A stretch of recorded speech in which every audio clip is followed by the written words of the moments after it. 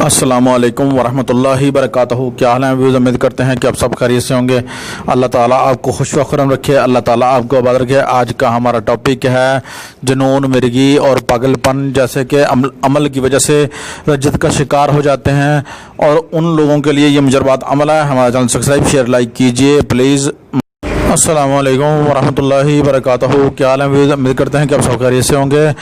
اللہ تعالیٰ آپ کو خوش و خرم رکھے۔ آج کا جو ہمارا ٹاپک ہے وہ جو ہے بارہا مرتبہ ہمارا عظمت ہے۔ اللہ تعالیٰ آپ بھی انشاءاللہ آپ کو بھی اللہ تعالیٰ اس ٹاپک پر اس عمل کا کامیابی سے اور کامرانی سے اللہ تعالیٰ آپ کو کامیاب فرمائے۔ اور تمام ٹاپک پر جو ہم آپ کو ویڈیو بنا کے دے رہے ہیں یہ ہمارے بھی بارہا مرتبہ آزمودہ ہیں۔ ہم یہ نہیں کہ آپ کے لیے ایسے ہی کوئی عمل اٹھاتے ہیں، آپ کے لیے نقوش اٹھاتے ہیں تو وہ ڈال دیتے ہیں، صرف ہمیں مقصد اپنی ویڈیو تک ہے، ایسا نہیں ہے ویوز۔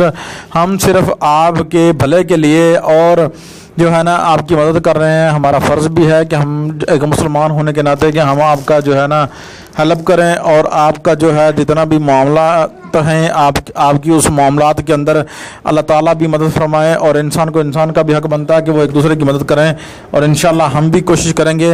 اچھا جی، بڑھتے ہیں جی اپنے ٹاپک کی طرف۔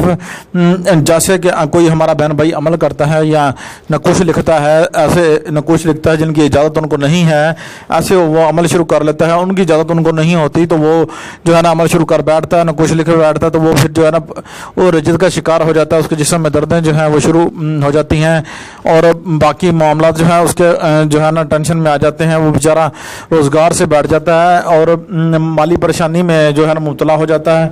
تو ایسے جو ہے نا کئی وجوہات ہیں، گھر میں بیماری اور بچوں کا لڑائی جھگڑا کرنا، ٹھیک ہے، اور ایسے اور بھی وجوہات ہو سکتی ہیں جو عمل کے معاملے میں جو ہے نا آپ کے لیے سب سے بڑی جو معاشی پریشانی ہے وہ آپ کو اس عملیات کی وجہ سے آپ کو آ سکتی ہے۔ تو اس کا جو رجت کا جو توڑ ہے وہ ہم آپ کے لیے نقوش کی صورت میں آپ کے لیے لے کر آئے ہیں۔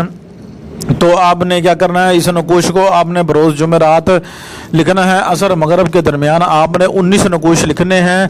3 نقوش جو ہے آپ نے تختی پر لکھنے ہیں، آپ نے کسی بھی کچی لکڑ کی تختی بنوا لینی ہے، اس پر آپ نے اس کو تحریر کر لینا ہے، اس کے بعد اس کو آپ نے کورے برتن میں بھگو کر آپ نے رکھ لینا ہے۔ صبح اٹھ کر آپ نے سر پر اور پورے جسم کا جو ہے نا آپ نے غسل کرنا ہے، پہلے سر پر پانی ڈالنا ہے، بعد میں پورے جسم کا آپ نے غسل کرنا ہے۔ درود ابراہیمی جو ہے وہ آپ نے اس کے بعد آپ نے اپنے جسم پر پڑھ کے 19 مرتبہ جو ہے نا دم کر لینا ہے، پھونک لینا ہے، چاہے دوسرا بندہ بھی کر سکتا ہے، کوئی مسئلہ نہیں ہے۔